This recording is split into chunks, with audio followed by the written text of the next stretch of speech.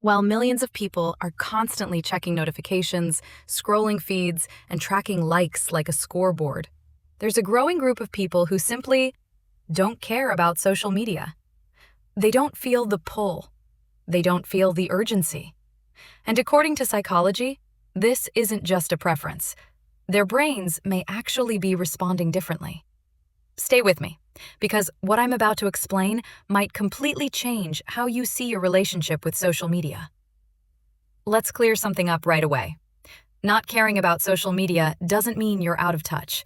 It doesn't mean you're antisocial, boring, or falling behind. And it definitely doesn't mean there's something wrong with you.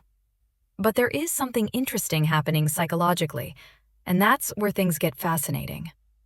To understand this, we need to look at why most people care so deeply about social media in the first place.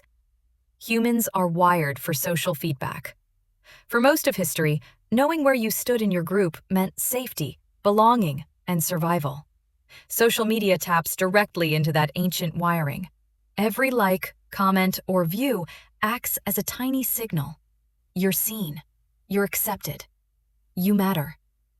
From the brain's perspective, social platforms are modern social environments, compressed, amplified, and available 24/7. Neuroscience shows that when someone receives social approval online, their brain releases dopamine, the same chemical involved in motivation, reward, and anticipation. But here's the key part. Social media doesn't deliver dopamine consistently. Sometimes a post gets attention, sometimes it doesn't. That unpredictability creates what psychologists call intermittent reinforcement, the most addictive reward schedule known to the brain.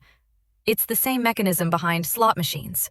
Your brain doesn't know when the reward is coming, so it keeps checking. For people who are highly sensitive to social reward cues, this loop is extremely compelling. People who don't care much about social media tend to show a different pattern. Their sense of self isn't as tightly linked to external feedback. Their dopamine systems aren't as strongly activated by likes, views, or virtual approval. Research suggests they often score higher in internal locus of control, meaning they feel more grounded in their own values and experiences rather than external validation.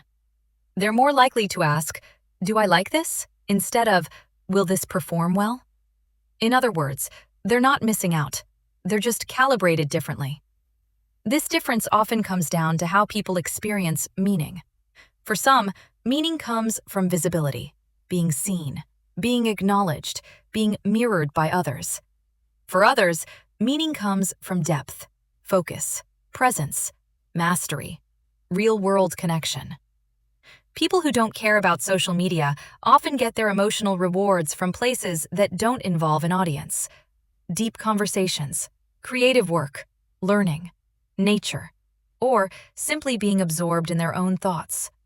They're still seeking meaning, connection, and stimulation, just without the constant broadcast. So, if you've ever felt strange for not caring about social media, remember this: you're not disconnected.